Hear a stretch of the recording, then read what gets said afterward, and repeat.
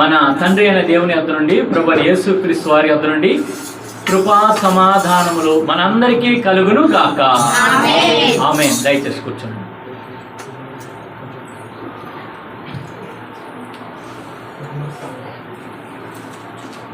మొట్టమొదటిగా గడిచిన క్రిస్మస్ పర్వదినం నుంచి ఇప్పటి వరకు దేవుడు మనల్ని కాపాడి క్రిస్మస్ తర్వాత ఈ యొక్క ప్రభు దినంలో మనందరం కూడా కలుసుకోవడానికి దేవుడు మనకు సహాయం చేసిన విధానాన్ని బట్టి తను ఇచ్చిన మనకి కృపా కాపుదలను బట్టి దేవాది దేవునికి తండ్రి కుమార పరిశుద్ధాత్మ త్రియేక దేవుని నామానికి మహిమ కలుగును గాక. మీ అందరికి కూడా నా హృదయపూర్వక శుభం. షాలోమ్.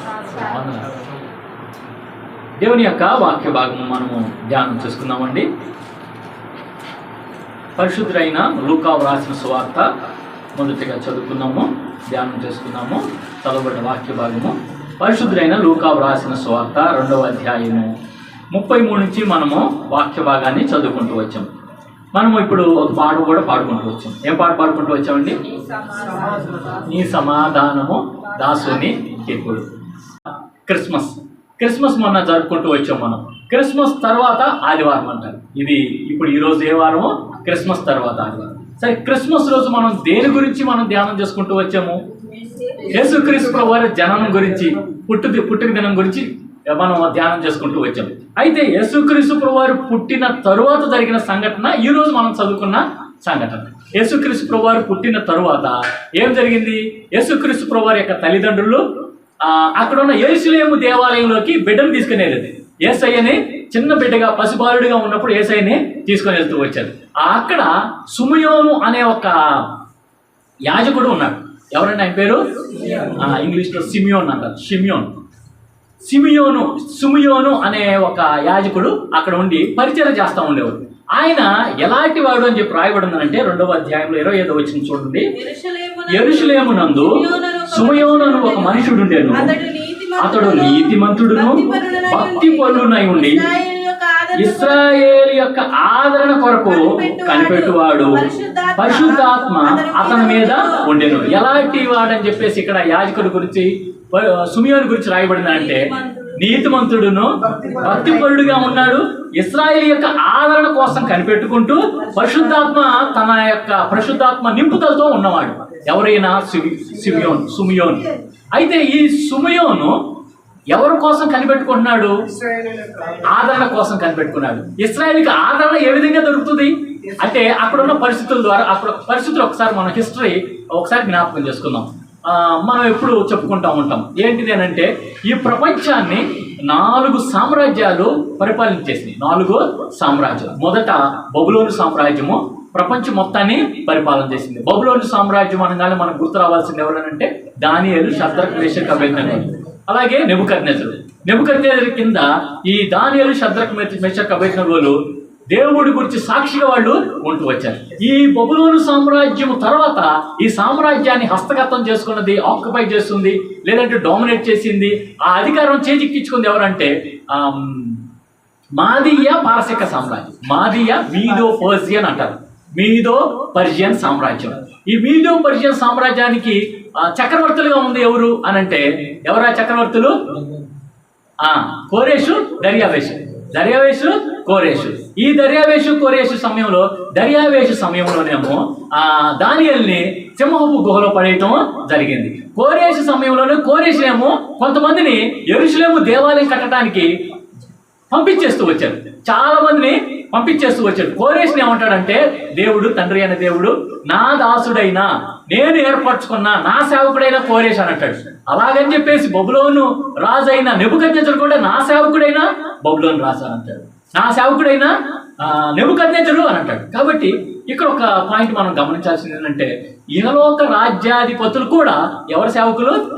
దేవుని సేవకులు అనేది ఒకటి గమనిద్దాం. అలాగే ఈ ప్రపంచాన్ని ఏలుబడి చేసిన వాళ్ళు బబులోను సామ్రాజ్యం, ఆ తర్వాత మీదో పర్షియన్, మాదీయ పారసీక సామ్రాజ్యం. పారసీకులు అనగానే మనం చదువుకున్న వాళ్ళకి చాలా మందికి తెలియాలి, హిస్టరీ చదువుకున్న వాళ్ళు మరి ముఖ్యంగా తెలుస్తుంది అనమాట. పారసీకులు, పర్షియన్స్ అంటారు అనమాట. పర్షియా వాళ్ళు మన భారతదేశానికి కూడా వచ్చారు. పర్షియన్ వీళ్ళు పాళీ భాష లేదా పారసీకుల భాష మాట్లాడుతూ ఉంటారన్నమాట. మన మొన్న మధ్య మన భారతదేశంలో ఒక శ్రీమంతుడు చనిపోతూ వచ్చాడు.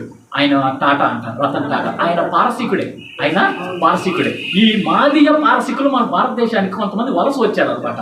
అలాగే అశూరియులు కూడా అంటారు అనమాట, ఆర్యన్స్ అంటారు. వాళ్ళు కూడా మన భారతదేశానికి వలస వచ్చారనమాట. మనం చెప్పుకునేదంతా కూడా ఎగ్జాక్ట్ ట్రూత్. మనం చెప్పుకునేది హిస్టరీ అని అంటే జరిగిందనే కదా. కాబట్టి మనము ఏది కూడా ఇక్కడ ఈ బైబిల్ గ్రంథం గురించి, యేసు ప్రభు వారి గురించి కళ్ళబొల్లి మాటలు ఏమాత్రం కానే కాదు. మొత్తం ప్యూర్ వాస్తవం మనము మాట్లాడుకున్నాం. కాబట్టి ప్రపంచాన్ని ఏలుబడి చేసింది నెబుకద్నెజర్ అనేది వాస్తవమే. మీదో పర్షియన్ మాదీయ పారసీకులు అనేది వాస్తవమే. అలాగే ఈ మాదీయ పారసీక సామ్రాజ్యానికి ఒకళ్ళు రాణి అవుతూ వచ్చారు. ఎవరామె? యూదురాలు ఒకళ్ళు రాణి అవుతూ వచ్చారు. ఎవరో ఎస్తేర్ రాణి అయిందా లేదా? 125 సంస్థానాల్లో ఒక సంస్థానం మన భారతదేశం కూడా. Once upon a time she was the queen of India. ఒకనొకప్పుడు మన భారతదేశానికి ఆమె రాణిగా ఉంది. అవునా? హిందూ దేశం వరకు అని ఉంది. హిందూ దేశం, కూషు దేశం మొదలుకొని హిందూ దేశం వరకు. అంటే హిందూ దేశం అంటే ఏం పేరు? మన భారతదేశం పేరు. యాక్చువల్గా హిందూస్ ఉంటారని హిందూ దేశం అంటారా మన భారతదేశాన్ని? అవునా? ఎవరు చెప్పారు? సింధు అనే ప్రదేశాన్ని, సింధు అనే ఒక లోయ ఉంది. సింధు అనే ఆ యొక్క ప్రాంతంలో ఉండే ప్రజల యొక్క నాగరికతను బట్టి సింధు నాగరికత అని చెప్పేసి అని అంటారు. ఈ పారసీకులకే సింధు అని మాట్లాడటం రాదు, సింధు అని పలకటం రాదు, సా అని పలకటం రాదు, హా అని పలుకుతారు. అవునా కదా? సరే, మీకు ఒక ఎగ్జాంపుల్ చెప్తాను. సా అనే బదులు హా అని ఎట్లా పలుకుతారండి? అది ఎట్లాగా ఉన్నట్టుగా పలకాలి కదా అని అంటారు. కొంతమంది మనోళ్ళు యాండ్రాయిడ్ ఫోన్ బదులు హ్యాండ్రాయిడ్ ఫోన్ అంటారు. మీరు గమనించలేదు? అవునా కదా? యాండ్రాయిడ్ అని పలకటం రాదా? కానీ ఆ యొక్క విధానం అట్లాగా వస్తూ ఉంటుంది. ఇంకా అంతకంటే మనం తెలుసుకోవాలంటే నార్త్ ఇండియన్స్ ఏం చేస్తారంటే వడోదర అని బడోదర అంటారు. వాని పలకటం వాళ్ళకి రాదు, వాని పలకడం వడోదర అని బడోదర అంటారు. అలాగే ఈ సింధు నాగరికత గురించి, సింధు గురించి మాట్లాడేటప్పుడు పారసీకులు ఏం చేశారంటే సింధు ప్రజలని బదులు హిందూ ప్రజలు అని అన్నారు. ఇంకా రికార్డెడ్గా కూడా ఏమైంది? హిందూ దేశము అని. భారతదేశానికి ఏం పేరు పడింది? హిందూ దేశము అని చెప్పేసి పేరు పడింది. కాబట్టి once upon a time queen Esther was the ruler అన్నమాట. మన భారతదేశానికి కూడా ఆమె క్వీన్గా ఉంటూ వచ్చింది అనమాట. సరే, ఆ తర్వాత ఈ మాదీయ పారసీక సామ్రాజ్యాన్ని హస్తగతం చేసుకుంది ఎవరు అంటే అలెగ్జాండర్ ది గ్రేట్. అలెగ్జాండర్ ప్రపంచాన్ని మొత్తాన్ని జయిస్తూ వచ్చాడు. ఆయన మాదీయ పారసీక సామ్రాజ్యాన్ని ఆయన హస్తగతం చేసుకుంటూ వచ్చాడు. ఆ అలెగ్జాండర్ చనిపోయిన తర్వాత ఆయన ఎవరు డిఫీట్ చేయలేదు. ఆయన అన్నిటిని జయించుకునే క్రమంలో ఆయన చనిపోతూ వచ్చాడు. ఒక దోమకాడు ద్వారా చనిపోయిన తర్వాత ఆయన యొక్క రాజ్యం విభాగించబడింది. ఆ స్ప్లిట్ అయింది అనమాట. 4 విభాగాలుగా విభాగించబడుతూ వచ్చింది. తర్వాత ఈ యొక్క 4 విభాగాల్ని ఎవరు చేజిక్కించుకుంటూ వచ్చారంటే రోమక సామ్రాజ్యం చేజిక్కించుకుంటూ వచ్చిందన్నమాట. రోమన్ గవర్నమెంట్ అనమాట. ఆ హయాంలోనే యేసుప్రభువు పుట్టారు. రోమా యొక్క ప్రభుత్వం ప్రపంచాన్ని ఏలే సమయంలోనే రోమా ప్రభుత్వం ప్రపంచంలో ఉన్నప్పుడు మాత్రమే యేసుప్రభువు వారు పుట్టారు. ఆ రోమక గవర్నమెంట్ కింద ఉన్నది ఇజ్రాయెల్ దేశం. ఇజ్రాయెల్ దేశంలో ఉన్న యెరూషలేములోని బెత్లెహేములో యేసుక్రీస్తు వారు పుట్టారు. అప్పుడు గవర్నర్గా ఉంది ఎవరు అని అంటే హేరోదు రాజుగా ఉంటూ వచ్చారనమాట. అయితే ఆ సమయంలో ఇదంతా ఎందుకు నేను చెప్పానంటే మీ పాయింట్కే వస్తాను. ఇదంతా ఎందుకు చెప్పానంటే అప్పుడు వాళ్ళు రోమక గవర్నర్లు ప్రభువులుగా ఉంటూ వచ్చారు. ప్రభువు అంటే వాళ్ళే దేవుడు, వాళ్ళే ప్రభు అనే దానికి పర్యాయ పదము లేదంటే ఆల్టర్నేటివ్ వర్డ్ ఏదంటే దేవుడని. ప్రభు అంటే దేవుడే అనమాట. ఇంకా వాళ్ళకి రోమ చక్రవర్తి కాకుండా ఎవరన్నా దేవుడు అని అంటే వాళ్ళు ఏం చేస్తారు? చంపేస్తారు. యేసుప్రభుని ఏం చేశారు? యేసుప్రభుని ఏమన్నారు? అయ్యా నువ్వు యూదులకు రాజు అయ్యా అనగానే, యూదులకు రాజు ఎవరిని? నేను హేరోదునే. హేరోదు ఏమంటే యూదులకు రాజు నేనైతే వీళ్ళు ఎవరినో తీసుకొచ్చి రాజు అంటారేంటి? అందుకని యేసయ్యని చిన్నప్పుడే చంపుదాం అనుకున్నప్పుడు చంపడానికి పరిశుద్ధాత్మ దేవుడు అనుమతి ఇవ్వలేదన్నమాట. కాబట్టి అక్కడి నుంచి యేసుప్రభు వారిని అక్కడికి అటు ఇటు పంపించేస్తారు. ఏది ఏమైనప్పటికీ యేసుక్రీస్తు ప్రభు వారు మన కోసం రక్తం చిందించాలి కాబట్టి తనంతట తానే అనుమతించబట్టి ఆ యొక్క పొంతి పిలాతు అధికారం కింద, హేరోదు రాజు హయాంలో పొంతి పిలాతు గవర్నర్ అధికారం కింద యేసుప్రభు వారు శిలువ మరణం పొందవలసి వచ్చిందనమాట. అయితే ఆ సమయంలో ఉన్న రూలర్స్, నాయకులు, ప్రభుత్వ అధికారులు కేవలం వాళ్ళను మాత్రమే ఆరాధించాలి, వాళ్ళను మాత్రమే పూజించాలి, వాళ్ళను మాత్రమే స్మరించాలి. ఇంకెవరిని కూడా స్మరించడానికి వీల్లేదు. అయితే యూదులకి ప్రాఫెసీస్ ఉన్నాయి, లేఖనాలు ఉన్నాయి. లేఖనాలు ఏం చెప్తుంది? లేఖనాలు ఆ రక్షకుడు వస్తాడు అని చెప్పేసి ఎదురు చూస్తూ ఉన్నారు. అందులో సుమయోను అనే ఆయన రక్షకుడి కోసం ఎదురు చూస్తున్నాడు. ఇశ్రాయేలు యొక్క ఆదరణ కోసం కనిపెట్టుకున్నాడు. ఇశ్రాయేలు ఆదరణ ఎవరికి ఆదరిస్తారు? ఏదైనా కోల్పోయిన వాడికి ఆదరణ కావాలి. ఏదైనా కోల్పోయిన వాడికి, కుటుంబంలో ఒక పెద్ద పోయినప్పుడు కానీ, కుటుంబంలో ఎవరైనా చనిపోయినప్పుడు కానీ, లేదంటే ఆర్థిక పరంగా బాగా కురుంగిపోయినప్పుడు కానీ వాళ్ళని ఆదరిస్తూ ఉంటారు. అలాగే ఇశ్రాయేలీలు ప్రభుత్వం లేదు, ఇశ్రాయేల్ని వేరే వాళ్ళు పరిపాలన చేస్తున్నారు. ఇశ్రాయేలీలకి సరైన ఆరాధన క్రమం సరిగ్గా లేదు అనమాట. ఇశ్రాయేలీలు ఎంతో దిగ్భ్రాంతిలో ఉన్నారు. వాళ్ళకి ఒక విధంగా చెప్పాలంటే రాజుగారు లేరు. రాజుగారు ఉంటే వాళ్ళ రాజులు ఉన్నారా? ఎవరు ఆ రాజు? వాళ్ళ రాజులు ఎవరు? సౌలు మొదలుకొని సిద్కియా వరకు వాళ్ళ రాజులు.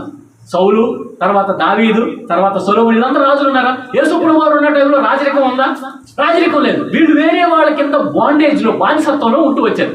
అందుకని వీళ్ళని విడిపించడానికి ఒక ఆదరణకర్త, వీళ్ళని ఓదార్చడానికి, ఆదరించడానికి ఒక ఆదరణకర్త కావాలి. వీళ్ళని విడిపించడానికి విమోచకుడు కావాలి. కాబట్టి ఇందు నిమిత్తమై సుమయోను ఎదురు చూస్తూ ఉన్నాడు. ఆయన నీతి భక్తి కలిగిన వాడు, ఇశ్రాయేలు యొక్క ఆదరణ కోసం కనిపెడుతూ ఉండేవాడు అనమాట. అయితే ఇక్కడ ఎప్పుడైతే యేసుక్రీస్తు ప్రభువారి యొక్క తల్లిదండ్రులు ఈ బిడ్డను తీసుకుని వచ్చారు, ఈ బిడ్డను చూడగానే ఆయనకి నాదా అని చెప్పేసి ఇక్కడ పాట పాడుతూ వచ్చాడు అనమాట. మనం పాట పాడుకున్నాం కదా, ఆ పాట అన్నమాట. ఆయన ఆ యొక్క మాటల్ని, ఆ ప్రవచనాల్ని పాట రూపంలో మనం పాడుకుంటూ వచ్చాం అనమాట. 29వ వచనం చూడండి అక్కడ. ఇప్పుడు నీ మాట చొప్పున సమాధానంతో, ఇక్కడ ఒకసారి అవుదాం. నాదా ఇప్పుడు నీ మాట చొప్పున సమాధానంతో నీ దాసును పోనిచ్చినావు అంటే ఎక్కడికి పోవటం అంటే ఆయన చనిపోబోతున్నాడు. చనిపోబోయే ముందు ఈయన ఆ రక్షకుడు చూడాలట. అందుకోసం కనిపెట్టుకున్నాడు. ఇప్పుడు నేను చూశాను, ఇంకా నేను మరణానికి వెళుతున్నాను అని అర్థం చేసుకోవద్దాం. తర్వాత అన్ని జనులకు నిన్ను బయలుపరచుటకు వెలుగుగాను, నీ ప్రజలైన ఇశ్రాయేలుకు మహిమగాను నీవు సకల ప్రజల ఎదుట సిద్ధపరిచిన నీ రక్షణ నేను కన్నులారా చూచాడా లేదా? మనం మొన్న అనుకుంటూ వచ్చాం, ఇదిగో ఆ రక్షకుడు ఉదయించినాడు. మనం పాడుకుంటూ వచ్చాం కదా. రక్షకుడు ఇశ్రాయేలును రక్షించడానికి, విమోచించడానికి యేసుప్రభు వారు పుట్టారు. మన యేసుప్రభు వారు ఎందుకు పుట్టారు, ఎలా పుట్టారు, ఎందుకు పుట్టారు అన్నట్లుగా అన్ని జనులు విమోచించడానికి, రక్షించడానికి, చీకటిలోను అంధకారంలో ఉన్న వాళ్ళని విమోచించడానికి, రక్షించడానికి యేసుప్రభు వారు భూమి మీదకి అవతరిస్తూ వచ్చారు. అలాగా నీ రక్షణ నేను కన్నులారా నేను చూచానయ్యా అని చెప్పేసి ఆయన రక్షణ గురించిన పాట పాడుతూ ఉన్నారు అన్నమాట. ఆ తర్వాత ఇప్పుడు ప్రవచనం చెబుతున్నాడు. 34వ వచనం చూస్తే 33 కూడా చదువుకుందాం. యేసేపును ఆయన తల్లియు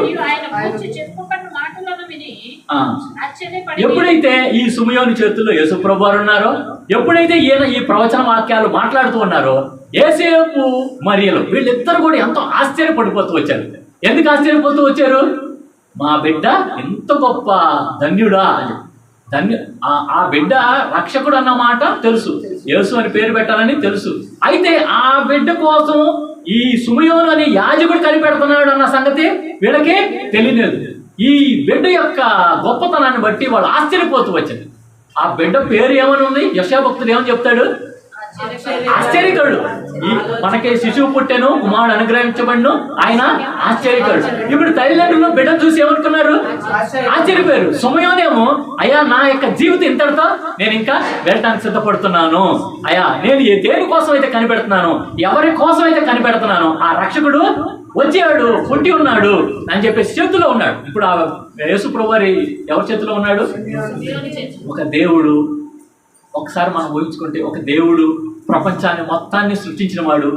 ఆయన లేకుండా కలిగినది ఏదీ లేదు. యేసు ప్రభు లేకుండా కలిగినది ఏదీ లేదు. ఆయన ఒక పసి బాలుడిగా అవతరించి నిజంగా ఒక చిన్నపిల్లల, ఒక మనుషుల చేతులు ఒడిలో ఎత్తుకునే స్థాయిలోకి వెళ్ళాడంటే ఎంతగా క్రిందకి దిగి వచ్చాడు ఒకసారి ఊహించుకుంటానండి. నిజంగా మనం అంతగా దిగుతాం అసలుకి, అంతగా తగ్గుతాం అసలుకి, ఏ మాత్రం కూడా తగ్గం. లోకంలో సామెతలు తగ్గేదే లేదండి. దేవుడి బిడ్డలో ఎప్పుడు తగ్గాలి. మన నాయకుడు ఏం చేశాడు? పరలోకం దిగు నుంచి భూమికి దేవుడు. అది ఎంత సాహసం అండి అది నిజంగా. పరలోకంలో దేవాతి దేవుడు పరిశుద్ధుడు అని గాన ప్రతిగానం చేత, కెరూబుల చేత, శరాబుల చేత స్తుతించబడే ఆ దేవుడు ఒక పసిబాలుడుగా వేరే ఒకళ్ళ మనుషుల యొక్క చేతుల్లో ఎత్తుకునే బిడ్డగా వచ్చాడంటే తల్లి యొక్క చనిపాలు తాగే బిడ్డగా వచ్చాడనంటే ఎంత ఎంత దీనత్వం. అందుకనే ఇదివరకు ఒక పాట ఉంది, ఎంత దీనాతి దీనము అనే పాట, చాలా అద్భుతమైన పాట అన్నమాట. ఈ యొక్క యేసు ప్రభు వారు అంతగా తగ్గించుకున్నట్లుగా మనం చూస్తూ వచ్చాం. ఇప్పుడు కొన్ని ప్రవచన మాటలు ఇంకా చెప్తున్నాడు. ఎవరు? సుమియోను చెప్తున్నాడు. ఎవరి ప్రవచనాలు చెప్తున్నాడు? చూడండి 34వ వచనం గమనిస్తే, సుమియోను వారిని దీవించి ఇదిగో అనేక హృదయాలోచనలు బయలుపడినట్లు ఇశ్రాయేలులో అనేకులు పడుటకును తిరిగి లేచుటకును వివాదాస్పదమైన గుర్తుగా ఈయన నియమింపుకున్నాడు. ఎవరండి? ఎవరో నియమింపడి ఉంది. ఇప్పుడు మనం ఇక్కడ సుమియోను యాజకుడు కదా, సుమియోను ఎవరిని దీవించాలి? సుమియోను మామూలుగా దేవుడు మనుషులు దీవిస్తాడు.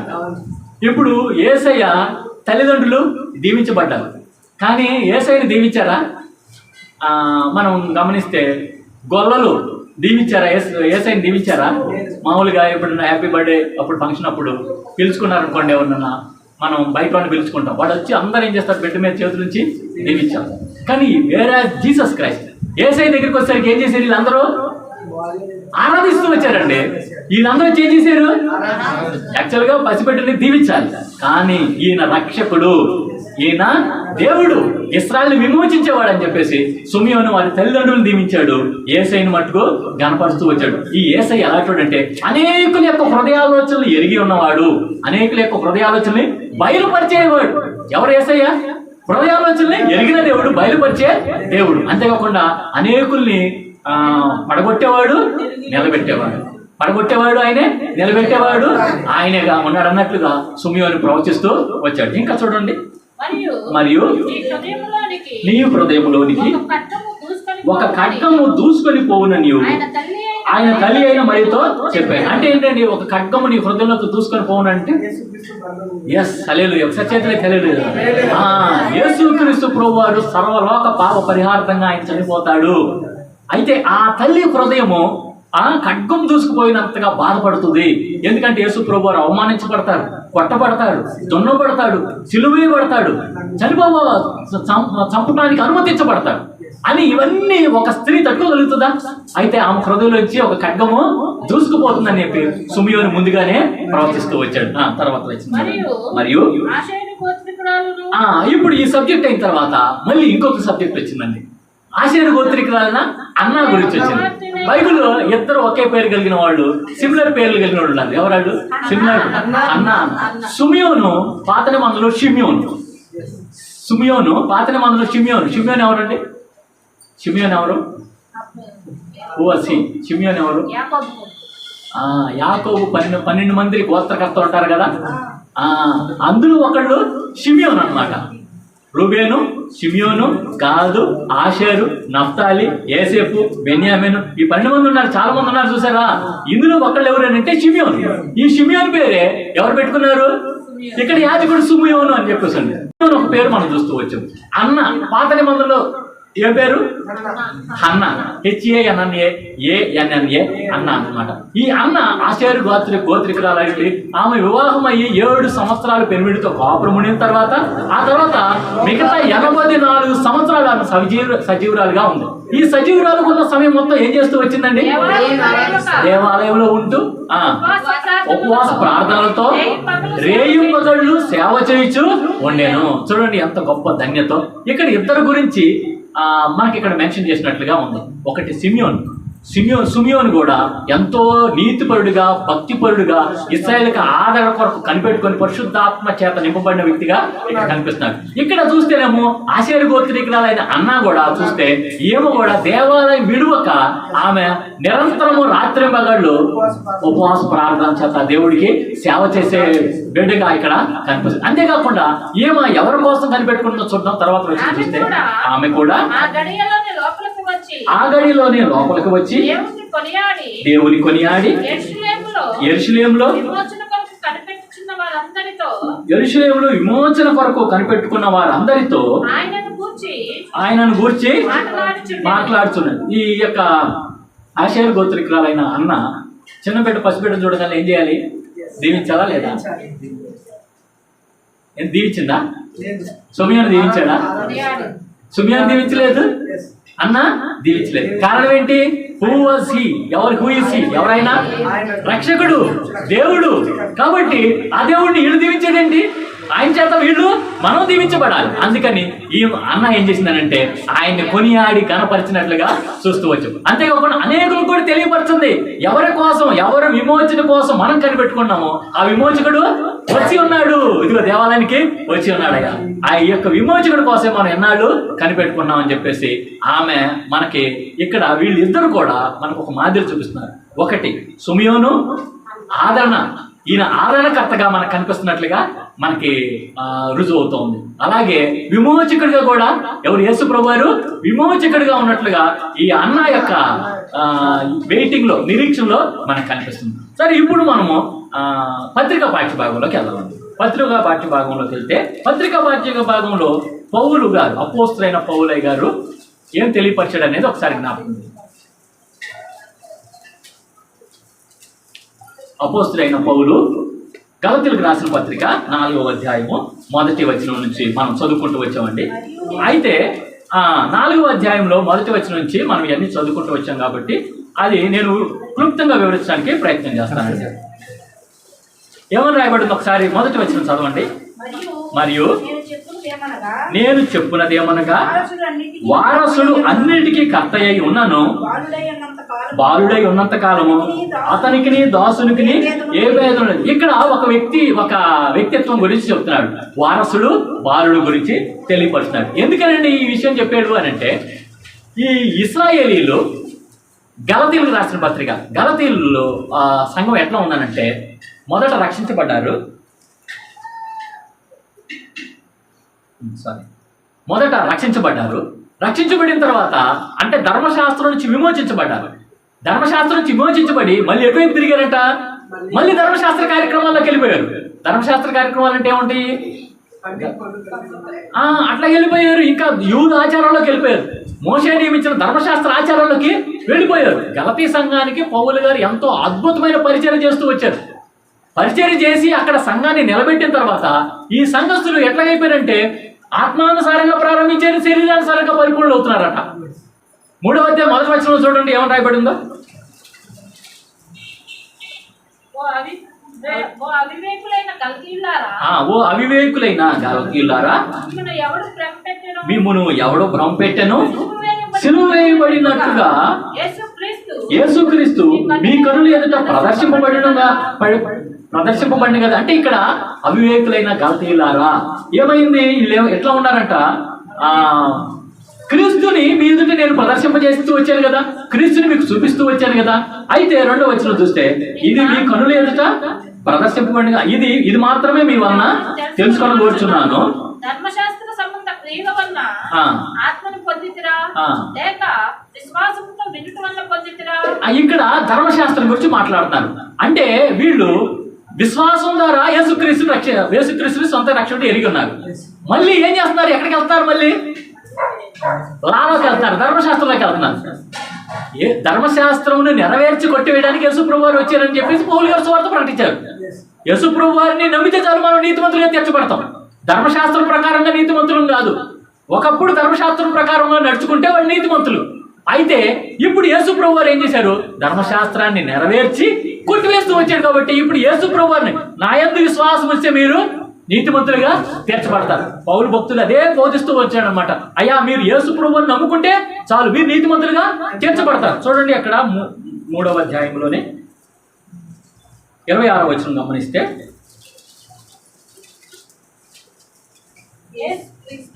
యేసుక్రీస్తునందు మీరందరూ విశ్వాసం వలన ఇప్పుడు ఎవరి యందు విశ్వాసం వలన దేవునికి బిడ్డలై ఉన్నారు? యేసుక్రీస్తునందు. అయితే ధర్మశాస్త్రం ఉంది. ధర్మశాస్త్రం ఏం చేసింది అని అంటే ధర్మశాస్త్రం బాలశిక్షకుడు అయ్యాడు మీకు. ఒకప్పుడు క్రీస్తుని ఎరిగి ఉండటానికి ధర్మశాస్త్రం కారణమైంది. మళ్ళా నువ్వు ఒకసారి యేసుప్రభు వారిని ఎరిగి ఉండి మరలా ధర్మశాస్త్రంలోకి వెళ్తావేంటి? దానికి ముందు కొంచెం చదివితే మనకి ఇంకా క్లియర్గా అర్థమైంది. 23వ వచనం, విశ్వాసము యేసుక్రీస్తు యందు విశ్వాసం వెల్లడి కాకమునుపు ఇక ముందుకు బయలుపరచబడబోవు విశ్వాసమును అవలంబించవలసిన వారముగా చెరలో ఉంచబడినట్టు. అంటే ఈ ధర్మశాస్త్రం ఎలాంటిది అని అంటే చెరలో ఉంచేది. బాండేజ్లో ఉంచేది. ఇది మనం ఇది చెయ్యాలి ఇది చేయకూడదు అని చెప్పి నన్ను పాటించకపోతే ఏమవుతుంది? మరి ఎంతమంది ప్రార్థనలు మానుకున్నారు? ఆదివారం కొత్త నిబంధన అంటే ఆదివారం మనం విశ్రాంతి దినంగా పాటిస్తాం, శనివారం విశ్రాంతి దినం. పాత నిబంధన కాలంలో శనివారం కానీ ఎవరన్నా కానీ ఆ విశ్రాంతి దినం పరిశుద్ధంగా ఆచరించలేదా? రాళ్ళతో కొట్టి చంపడం. ఒకవేళ పొరపాటున ఏదైనా దొంగతనం కానీ నరహత్య కానీ వ్యభిచారం కానీ చేసేరా, వాళ్ళు ఏం చేయాలి? ఇంకా no chance, no excuse. According to law she or he has to be punished to capital death. ఖచ్చితంగా చంపేసేయటమే. ఎందుకు అనంటే మనకు ఒక ఉదాహరణ ఉంది. యేసు ప్రభు వారు ఉన్న హయాంలో కొంతమంది పరిశీలు శాస్త్రులు ఏం చేశారంటే ఆ ఒక స్త్రీని పాపం చేస్తూ ఉన్నప్పుడు పట్టబడిన స్త్రీని తీసుకొని వచ్చి, అయ్యా ధర్మశాస్త్రం ప్రకారం ఎవరైనా వ్యభిచారం చేస్తూ ఉన్నప్పుడు వ్యభిచారంలో పట్టబడింది ఏమా, వ్యభిచారం చేసేటప్పుడు మా మోసే ఏమని చెప్పాడంటే వీళ్ళు ఏమన్నారంటే యేసు ప్రభు వారికి హితబోధ చేస్తున్నారు. మోసేకి లా ఇచ్చింది కూడా ఎవరు? దేవుడే, యేసయ్య. అయితే వీళ్ళకి యేసయ్య గురించి యేసయ్య నమ్మట్లా. వీళ్ళు యేసయ్యని ఒక మనిషిగానే చూస్తున్నారు. వీళ్ళ మమ్మీ డాడీ ఎవరు? యేసయ్య మమ్మీ డాడీ ఎవరు? యేసేమో మరియా. వీళ్ళ బ్రదర్స్ ఎవరు? యోధా, ఇంకా అలాగే యాకోబు, వీళ్ళందరూ కొంతమంది వీళ్ళ సిస్టర్స్ ఉన్నారు. వీళ్ళ దేవుడు అని చెప్పుకుంటాడేంటి? No, we don't believe, is only a human being, ఈయన మానవుడు మాత్రమే అని చెప్పేసి యేసయ్య వాళ్ళ మమ్మీ డాడీ వాళ్ళని బట్టి వీళ్ళు పైగా యేసయ్య చేసేది ఏంటి? వాళ్ళ డాడీ వడ్రంగి పని చేస్తాడు, ఈయన వడ్రంగి పని చేస్తాడు. ఈయన దగ్గరికి వచ్చి అయ్యా మా మోసే ఏమని చెప్పాడు తెలుసా? ఎవరైనా కానీ అంటే యేసుక్రీస్తు ప్రభు వారికి ప్రాబల్యం బాగుంది కదా, చాలా గొప్ప, అనేక వేల మంది. ఇప్పుడు ఆ కొండ మీద ప్రసంగానికి ఎంతమంది వచ్చారు? 5,000 అనకూడదు, పురుషులు మాత్రమే 5,000. 5,000 మంది పురుషులనే లెక్కేసుకునేవాడు. అంటే విస్తారంగా జనాంగం ఉన్నప్పుడు ఏం చేస్తారంటే సింపుల్గా లెక్కేసుకోవాలంటే పురుషులు మాత్రమే లెక్కేసుకునేవాడు, పురుషులు మాత్రమే లెక్కేస్తారన్నమాట. అయితే ఈ పురుషుల్ని 5 రొట్టెలు 2 చేపలు 5,000 మంది పైగా పురుషులకి పంచిపెడుతుంది. పిల్లలు, పెద్దలు, వృద్ధులు, ఆడవాళ్ళు చూస్తే ఇంకా చాలా మంది ఉండేవాళ్ళు. మరి ఎంత ప్రాచుర్యం పొందిన యేసుక్రీస్తు ప్రభు వారిని వీళ్ళు చూసి అబ్బో చాలా ఫాలోయింగ్ యేసు ప్రభు వారికి, వీళ్ళు నమ్మట్లా, దేవుడే నమ్మట్లా, రక్షకుడే నమ్మట్లా. అది మనసులో పెట్టుకునేమనంటే అయ్యా మా ధర్మశాస్త్రం అయితే ఒక స్త్రీ కానీ వ్యభిచారం చేస్తా పట్టబడితే ఆమెను రాళ్లతో కొట్టి చంపాలనుంది. మరి నువ్వేం చెబుతా? మా ధర్మశాస్త్రంలో అయితే ఎవరైనా కూడా పాపం చేశారంటే వాళ్ళని కొట్టి చంపేసేయాలని ఉంది. మరి నువ్వేం చెప్తావు చెప్పు అని అంటే అప్పుడు యేసు ప్రభు వారు ఏం చేస్తున్నారు? వెయిట్ చేస్తా ఏదో రాస్తా ఉన్నారు. ఏంటి చెప్పు, నువ్వు ఒత్తిడి చేస్తున్నారు, ఏం చెప్పేది, నువ్వు మాట్లాడలేంటి అంటే దొరికిపోయాడు, ఇంకేం చేసేది లేదేనా? ఏంటి రెడ్ హ్యాండెడ్ గేమ్ దొరికిపోయింది కదా, అప్పుడు ఏం చేయాలి? ఇప్పుడు ఈ యేసయ్య ఏం చేయలేడు, మనమే అంటే యేసు ప్రభువాన్ని ఏ విధంగా శోధిద్దామని ప్రయత్నం చేస్తూనే ఉన్నారు అన్నమాట. అయితే ప్రయత్నం చేస్తున్న క్రమంలో ఇంకా యేసు ప్రభు ఏం మాట్లాడకుండా క్రింద ఏదో రాస్తూ ఉన్నాడు. రాస్తూ ఉన్న తర్వాత కొద్దిసేపు ఒత్తిడి చేసిన తర్వాత అప్పుడు యేసు మాట్లాడతాడు. ఏమని మాట్లాడతాడు? మీలో పాపం చేయని వారు మొట్టమొదటి ఆమె మీద ఎవరైనా కెన్ ఎనీబడి స్టోన్ హర్, ఎవరైనా ఒక్కళ్ళన్నా రాయేశారా? చిన్నవాళ్ళు మొదలుకొని పెద్దవాళ్ళు మొత్తం వెళ్ళిపోతూ వచ్చారు. వాళ్ళకే తెలుసు పురుషుడు లేకపోతే స్త్రీ అట్ట పాపం చేసింది. వాళ్ళు they are fools but becoming others as fools. వాళ్ళు ఎదుటోళ్ళని బుద్ధిహీనులు అనుకుంటున్నారు, బుద్ధిహీనులు చేస్తారు, యేసు ప్రభునే చేద్దాం అనుకున్నారు. సర్వజ్ఞాని, సర్వాంతర్యామి, బుద్ధి జ్ఞాన సర్వ సంపదలు కలిగిన యేసయ్యనే వీళ్ళకి యేసయ్యకి బుద్ధి నేర్పిస్తున్నారు. ఈయన బుద్ధి నేర్పించిన వాడికే బుద్ధి నేర్పించాలని ప్రయత్నం. అంటే మానవ సంబంధంగానే ఉంది కదా ఆలోచనలు. అయితే ఈ క్రమంలో గలతీయులకు రాసిన పత్రికలో ప్రకారము ధర్మశాస్త్రం కాడి కిందకి వీళ్ళు మళ్ళీ వెళ్ళిపోయారట. అయితే ఇక్కడ యేసుక్రీస్తు ప్రభువారు వచ్చినది దేనికి? ఆయన కాలము సంపూర్ణమైనప్పుడు స్త్రీ గర్భాన జన్మించాడని చెప్పి రాయబడింది. కాలము సంపూర్ణమైనప్పుడు చూడండి గలతీయులకు రాసిన పత్రిక 4వ అధ్యాయం. అయితే కాలము పరిపూర్ణమైనప్పుడు దేవుడు తన కుమారుని పంపెను, ఆయన స్త్రీ యందు పుట్టి మనము దత్తపుత్రులు కావాలని ధర్మశాస్త్రకు లోబడి ఉన్న వారిని విమోచించుటకు ధర్మశాస్త్రములకు లోబడిన వాడాయను. ఒకసారి చేతులు తెలియగలుగుతాం. యేసు ప్రభు వారు అందరూ ధర్మశాస్త్రం ప్రకారం ఇందాక అనుకున్నాం కదా, మీరు మిగిలి ఉండేవాళ్ళు కాదు, నేను మిగిలి ఉండేవాళ్ళు కాదు. కానీ యేసు ప్రభు వారు మనందరి కోసం ఆయన ధర్మశాస్త్రానికి లోబడిన వాడాయను. అందుకని యేసు ప్రభు వారు సిలువ వేయించుకోవాల్సి వచ్చిందండి, అందుకని చనిపోవాల్సి వచ్చింది. ధర్మశాస్త్రకు లోబడిన వాడాయను ఆయన. ఎవరైనా ఒక కంటి చూపుతో పాపం చేసినా కూడా వాళ్ళు మోహపు చూపుతో చూసినా నరహత్య అనే నోటి మాటతో ఒకరిని చంపినా కూడా వాళ్ళు ధర్మశాస్త్ర ప్రకారం, నూతన నిబంధన ధర్మశాస్త్ర ప్రకారం దోషే. కానీ యేసుప్రభువు వారి ఇంట్లన్నింటి కోసం ఏం చేస్తుంటే ఆయనే మన పాపం ఆయనే వహించుకొని భరించుకొని ఆయన ధర్మశాస్త్రంకు లోబడిన వాడు ఆయన. అంతేకాకుండా ఇక్కడ రాయబడి ఏంటంటే వారసుడి గురించి రాయబడింది, దత్తపుత్రుడి గురించి, వారసుడి గురించి. ఇప్పుడు మనం ఒక ఉదాహరణ మనం ద్వారా అర్థం చేసుకుందాం. మనము ప్రతి ఒక్కరము మనకి తల్లిదండ్రులు ఉంటారు. మన తల్లిదండ్రులు కొంత స్వాస్థ్యం ఉండేది. తల్లిదండ్రులకి స్వాస్థ్యము ఆ తల్లిదండ్రుల స్వాస్థ్యం మనకి ఎప్పుడు వచ్చింది? చిన్నప్పుడే వచ్చేసిద్దా, పెద్ద అయిన తర్వాత వచ్చిద్దా? కానీ వారసుమా కదా? కానీ వారసులు, కానీ మనకి ప్రాపర్టీ మనకు రాదు. ఇక్కడ పౌలు భక్తులు అదే చెప్తాడు, పిల్లవాడిగా బాలుడుగా ఉన్నంత కాలం వాడు దాసుడితో సమానుడే, వారసుడు అయినప్పటికీ కూడా దాసుడితే సమానుడే. అయితే నీకు పూర్తి స్వాస్థ్యం రావాలంటే ఏం చేయాలంటే ఇక్కడ ఇంకో పాయింట్లోకి వెళ్దాం. ఇప్పుడు ఎవరన్నా దత్తత తీసుకుని, బిడ్డలు లేని వాళ్ళు దత్తత తీసుకుంటారు. దత్తత తీసుకున్న వాళ్ళకి ఏమవుతుంది? వారసత్వంతో పాటు ఏమొచ్చింది? ప్రాపర్టీ వచ్చిందా రాదా? అదే మామూలుగా మామూలు కడుపును పుట్టినోడికి వచ్చిద్దా? వెంటనే స్వాస్థ్యం ఇచ్చేస్తాడా? దత్తపుత్రులకైతే రాసివ్వాలి, ముందుగానే రాసివ్వాలి. అవునా కదా? ఎస్, దేవుడు ఈ ప్రాపర్టీ మనకిచ్చాడట. మనల్ని దత్తపుత్రులుగా చేసుకున్నాడట, వారసులుగా చేసుకున్నాడు, కుమారులుగా చేసుకున్నాడు. అలాగే స్వాస్థ్యం కూడా వెంటనే ఇచ్చేసాడు. స్వాస్థ్యం ఇవ్వాలంటే ధర్మశాస్త్రం ప్రకారం ఏ విధంగా చేయాలి? దత్తపుత్రులుగా స్వీకరించాలి. కుమారులుగా స్వీకరించితే ధర్మశాస్త్రం ప్రకారం నీకు స్వాస్థ్యము రాదు. మరి నీకు స్వాస్థ్యం రావాలంటే ఏం చేయాలి? దత్తత తీసుకోవాలి. అందుకని దత్తపుత్రులుగా మనం చేసుకున్నాడు. దత్తపుత్రాత్మను మనకి అనుగ్రహించినట్టుగా వాక్య భాగంలో రాయబడినాడు. కాబట్టి ఈ యొక్క వాక్యం ప్రకారం మనం అందరం కూడా దేవుని యొక్క వారసులము, కుమారులము, దత్తపుత్రులము. మన కోసం యేసయ్య ధర్మశాస్త్రానికి లోబడిన వాడు అవుతూ వచ్చాడు. కాబట్టి ప్రియమైన సంగమా, ఈ 2 వాక్యాల ప్రకారము మనం చేయవలసింది ఏంటంటే, ఈ గలతీయులకు రాసిన పత్రిక ప్రకారం మనం ఏ స్థితిలో నుంచి వచ్చామో మరలా ఆ స్థితిలోకి వెళ్ళకూడదు, మునుపటి స్థితిలోకి వెళ్ళకూడదు. మన దేవుడు మనకు ప్రాపర్టీ రాసి ఇచ్చేసాడు, మనకు మొత్తం ఇచ్చేసాడు. మళ్ళీ నేను అదే బతుకులోకి వెళ్తానంటే, నేను మనం చెప్పాను కదా మోజెస్ అంబానీ అని చెప్పానా? ఆ అంబానీ గారు నన్ను దత్తత తీసుకున్నారు అనుకోండి, నాకేమవుతుంది? మొత్తం నాకు రాసి ఇచ్చేస్తారు. అప్పుడు నా పేరు మోజెస్ అంబానీ అవుతుంది, మీ పేరు కూడా వెనక్కి పెట్టుకోండి. అయితే ఆయన తీసుకుంటాడా? ఇస్తాడు ఆయన? అంత తేలిక ఇచ్చేస్తారు. అసలుకి అంత తేలిక కాదు, బరువు కాదు, అసలుకి ఎవరే ఇవ్వరు.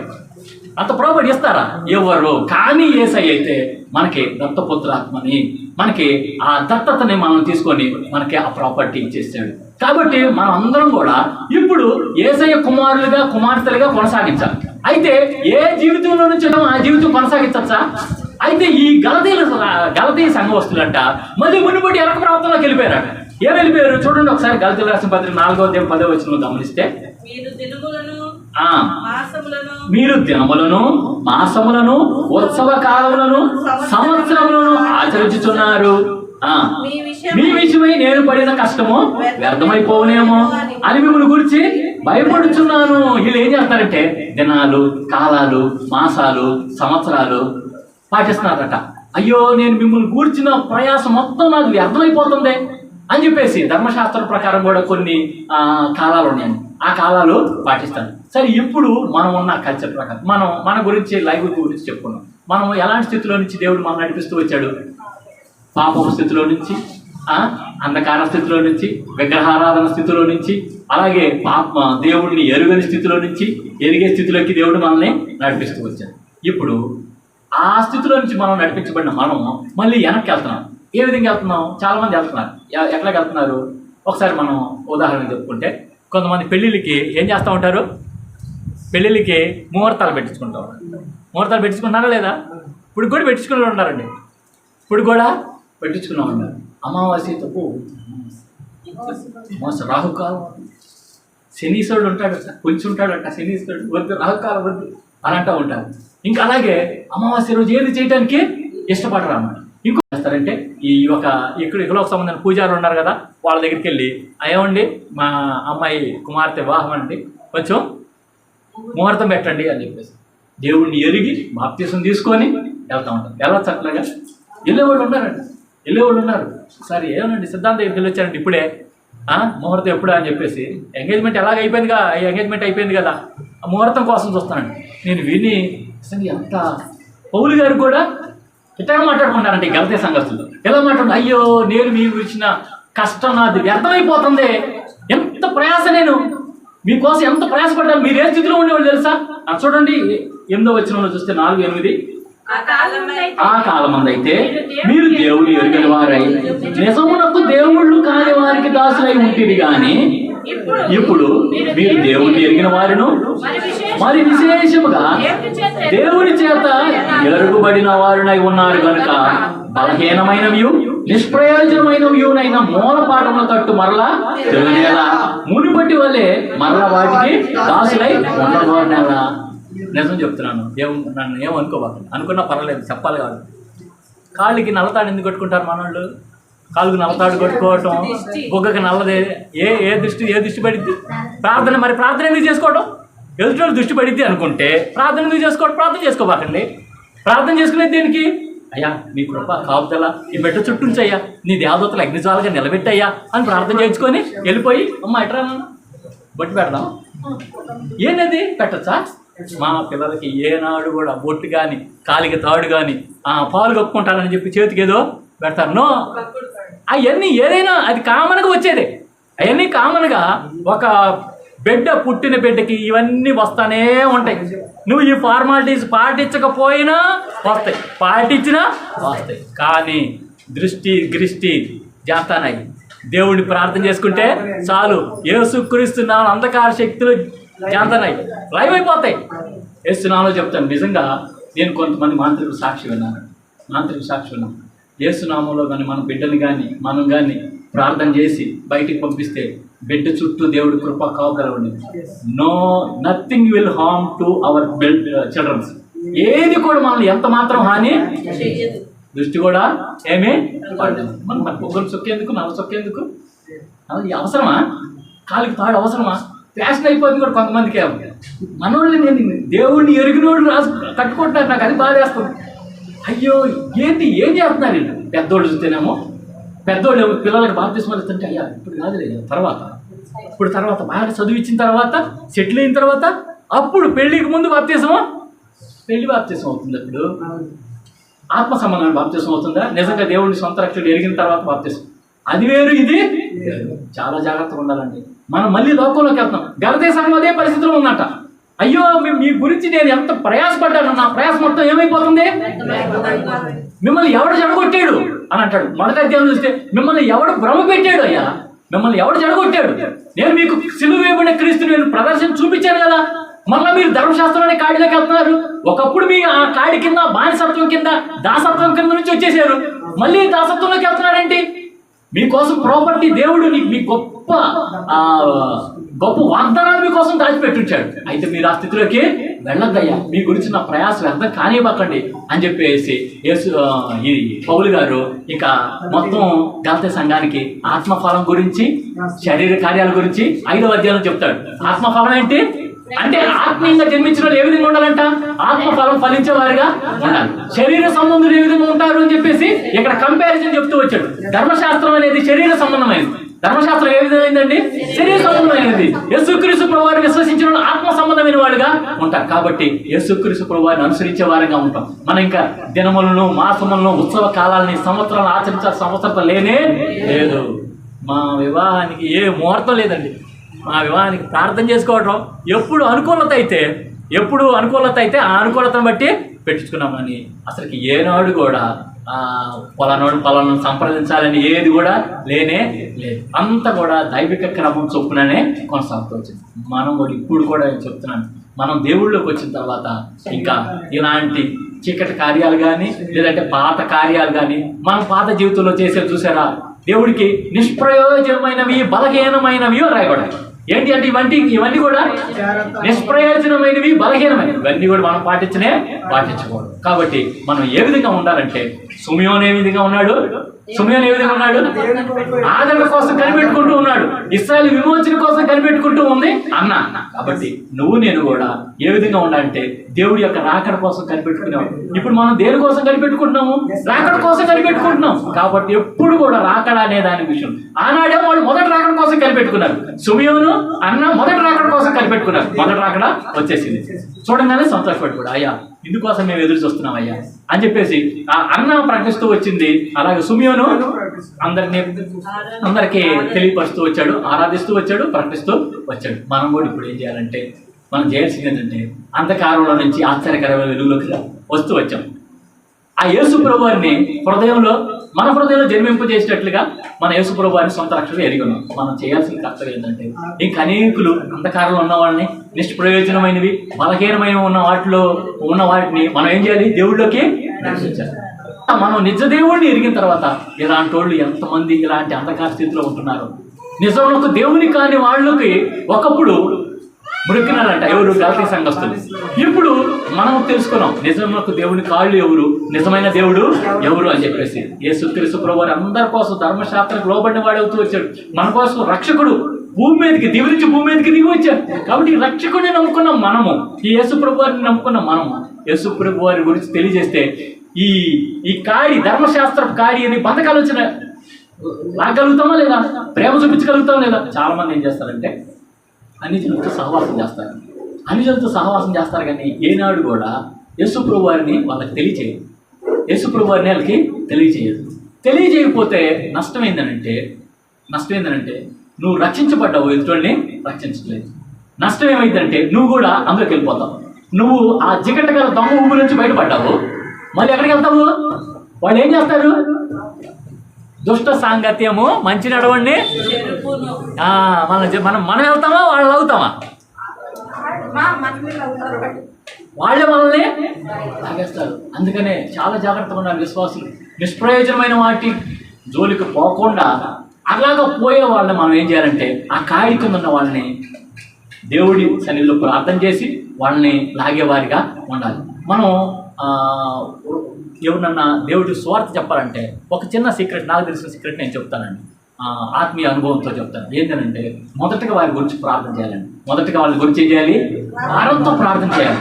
దేవుడు ఏమన్నా అంటే అడుగుడి మీకు ఏమడగమంటున్నాడు? నా చిత్తానుసారంగా మీరు ఏది అడిగినా నేను మీకు ఇస్తాను. దేవుడికి ఏది ఇష్టం అని అంటే నశించిపోయింది వెదక రక్షించడానికి ఆయన వచ్చాడు కాబట్టి, నశించిపోయిన ఆత్మ రక్షించబడడం ఆయనకి ఇష్టం కాబట్టి ఆయన గురించి అడిగితే ఎవడా? నువ్వు కారు అడిగితే, బంగ్లా అడిగితే, పిల్లలకి సీటు అడిగితే, లేకపోతే ఇంకోటి అడిగితే, ఉద్యోగాలు అడిగితే ఇస్తాడా? ఫస్ట్ బెస్ట్ ఏది కావాలి? మొదట నా రాజ్యాన్ని నీతిని మొదట వెతకండి, నెక్స్ట్ మీకు అవన్నీ ఇస్తాను. నేను అవన్నీ అడగవసరం అసలుకి. నేనైతే దేవుడు ఒక గ్రహింపుకి వచ్చాడు, ఏదైనా అవసరం ఉన్నాడు అవి అడగను అసలు. You know everything. నేను చేయాల్సింది ఏంటి? What is your work? నీ పని ఏంటి? నువ్వు పని చెప్పు, నేను చేస్తాను. నేను ఆ పని చేస్తాను. తదనంతరం నా పని ఎవరు చేస్తారు? ఈ రోజుల్లో మనం అందరం మన పని మనమే చేసుకో, దేవుడు ఏమంటా అంటే మీ భారం యెహోవా మీద మోపు, ఆయన మిమ్మల్ని ఆదుకుంటాడన్నది, ఆయన నీ ఉద్దేశం నెరవేరుస్తాడన్నది. కానీ మనం ఏం చేస్తామంటే మన భారం మనమే మోసుకుంటూ వెళ్తాం జీవితకాలం మొత్తం. అప్పుడు నీకు సంతోషం, సమాధానం, శాంతి ఉండనే ఉండదు. పౌలు గారి గురించి మనం ధ్యానం చేసుకుంటూ వచ్చాం పోయిన ఆదివారం. ప్రభు నన్ను ఆనందించడి, మరలా చెప్పుదును ఆనందించడి. మరి ఈ పౌలు గారు రాసిన పత్రిక, గలతీయులకు రాసిన పత్రిక. మరి ఆ పౌలు గారు ఏ స్థితిలో ఉండి ఆయన సంతోషిస్తున్నాడు? చెరసాలలో ఉండి కూడా సంతోషిస్తున్నాడు. కాబట్టి ప్రేమైన సంగమం, మనం దేవుని యొక్క మాటలు, దేవుని యొక్క ఆజ్ఞలు తూచా తప్పకుండా పాటిస్తూ కొంతమందిని దేవుళ్ళలోకి నడిపించే వారిగా మనము ఉండాలి. అప్పుడు ఫలించే వారిగా ఉన్నాం. అప్పుడు ఏ విధంగా ఉంటామో ఫలించే వారిగా ఉన్నాం. ఒకనొక రోజు అంట దేవుడు వచ్చినప్పుడు లెక్క అడుగుతాడంట. దేవుడు వచ్చినప్పుడు విశ్వాసులు లెక్క అడుగుతాడంట. నువ్వు రావటమే అంతంత మాత్రమైనప్పుడు లెక్క చెప్పగలుగుతావు? మనం రావటమే దేవుడి సన్నిధికి రావటం అంతంత మాత్రమైనప్పుడు లెక్క చెప్పగలుగుతాము? అయితే దేవుడు ఖచ్చితంగా లెక్క అడుగుతాడు. ఏమని అడుగుతాడు? నీకు 5 తలాంతులు ఇచ్చాను, నువ్వేం చేస్తున్నావు? నువ్వు 2 తలాంతులు ఇచ్చినా ఏం చేస్తున్నావు? కొంతమంది ఉన్నారు దేవుడి కోసం ప్రయాసపడ్డాడు. అయ్యా 5 తలాంతులు, ఇదిగో అయ్యా ఇంకో 5 తలాంతులు సంపాదించాను అయ్యా అంటాడు. కొంతమంది 2 తలాంతులు ఇచ్చి, అయ్యా ఇదిగో నువ్వు 2 తలాంతులు ఇచ్చండి. 1 తలాంతు ఇచ్చేవాడు ఏం చెప్తాడు తెలుసా? పని చేయనివాడు ఏం చేస్తాడు? పని చేయనివాడు ఎప్పుడు కూడా పక్కన మీద తోస్తా ఉంటాడు. పక్కనాడు 1 తలాంతు ఇచ్చినవాడు ఏం చేశాడంటే దేవుడి మీద దోషించాడు. తెలిసి నేనేం చేశానంటే అది గొయ్యి తీసి గొయ్యిలో దాచిపెట్టు. ఒరే సోమరోడా అని అంటాడు. అల్లేమంటాడు, ఒరే చెడ్డదాసుడా సోమరోడా. అది బ్యాంకులో ఎత్తే కనీసం వడ్డీ అని వచ్చేది కదా. నువ్వు తీసుకెళ్ళి నీ తలాంతులు ఏం చేసావు, భూమిలో పాతిపెట్టు. మన తలాంతులు కూడా ఏం చేస్తాం, మన భూమిలో పాతి పెట్టేస్తాం. భూమిలో పాతి పెట్టేస్తే ఉపయోగం ఉండిద్దా? భూమిలో పాతి పెట్టడం అంటే ఏంటి? మనకు దేవుడు జ్ఞానం ఇచ్చాడండి. ఆ జ్ఞానాన్ని దేవుడి సన్నిధిలో ఏం చేయాలి, ఉపయోగించాలి. ఉపయోగిస్తే అప్పుడు ఏమవుతుంది, అది తలాంతిని డబుల్ చేసినట్టు అవుతుంది. అదే కానీ మనం భూమిలో దాచిపెట్టడం అంటే మనం వాడుకుని ఉంటే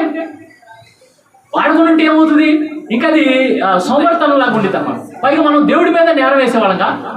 కాబట్టి ప్రియమైన సంగమ, సొమ్యోను గురించి అన్నారు. సొమ్యోను నీతిపరుడుగాను భక్తిపరుడుగాను ఇశ్రాయేలుకు ఆదరణ కోసం కనిపెట్టుకున్న వాడిగా ఉన్నాడు. కాబట్టి మనం కూడా నీతిపరులుగా భక్తిపరులుగా ఉన్నాము, దేవుని యొక్క రాకడ కోసం కనిపెట్టుకునేవారు. అలాగే అన్నా కూడా ఎంతో దేవాలయాన్ని వదలకుండా రాత్రి మగడు ప్రార్థన చేసే బిడ్డగా ఉంటూ వచ్చింది. నువ్వు నేను కూడా ఎప్పుడు దేవుని సన్నిధిలో, దేవాలయం మనకు దేవుడి సన్నిధి ఇచ్చాడు, ప్రార్థన చేసే వారంగా మనం ఉండాలి. ఇంటి దగ్గర ప్రార్థన చేయాలి, దేవాలయంలో కూడా అంటి పెట్టుకుని ప్రార్థన చేసే వాళ్ళగా ఉండాలన్నమాట. అలాగిన దేవుని యొక్క విమోచకుడి గురించి ఎదురు చూస్తూ వచ్చింది. కాబట్టి ఈ బంధకాలు ఉన్న వాళ్ళని విమోచించేవాడు ఒక్క యేసుక్రీస్తు ప్రభు అని చెప్పి ప్రకటించేవారుగా ఉండాలి. అలాంటి కృపలోకి పరిశుద్ధాత్మ దేవుడు మనందరూ నడిపించును గాక. సమస్త జ్ఞానం ఇచ్చిన దేవుని కృపా సమాధానం ప్రభుని యేసుక్రీస్తు అన్న మన హృదయులకు మన తలుపులు కావలి ఉండును గాక. ఆమేన్.